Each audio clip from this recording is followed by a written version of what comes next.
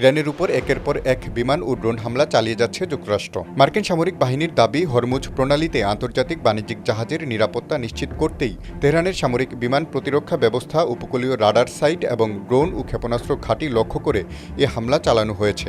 প্রথমবারের মতো ইরানে আত্মঘাতী নৌ ড্রোন ব্যবহার করার দাবিও করেছে ওয়াশিংটন।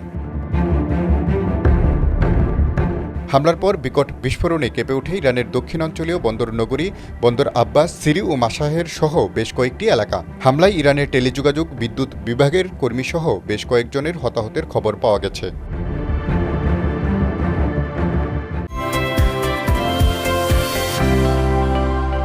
যুক্তরাষ্ট্রের এই আগ্রাসনের জবাবে মধ্যপ্রাচ্য জুড়ে মার্কিন সামরিক ঘাঁটিগুলো লক্ষ্য করে নজিরবিহীন পাল্টা প্রতিরোধ হামলা চালিয়েছে রেভলিউশনারি গার্ড বাহিনী। জর্ডান, বাহরাইন, কুয়েত, কাতার এবং ওমানে থাকা মার্কিন বিমান ও নৌ ঘাঁটিগুলো লক্ষ্য করে ঝাঁকে ঝাঁকে ক্ষেপণাস্ত্র ও ড্রোন ছুড়েছে তেহরান।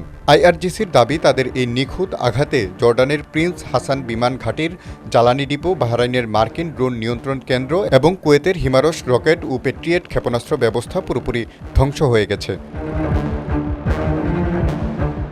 এর আগে এক বিবৃতিতে মার্কিন হামলার তীব্র নিন্দা জানিয়েছে ইরান। তেহরানের অভিযোগ, মাত্র ২৫ দিন আগে হওয়া দুই দেশের দ্বিপাক্ষিক সমঝোতা স্মারক লঙ্ঘন করে জাতিসংঘের সনদের পরিপন্থী কাজ করেছে ট্রাম্প প্রশাসন।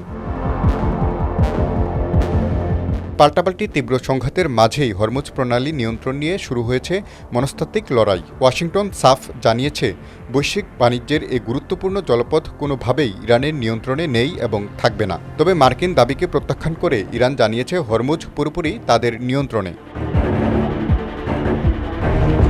তারিকুল ইসলাম, নিউজ স্টেশন।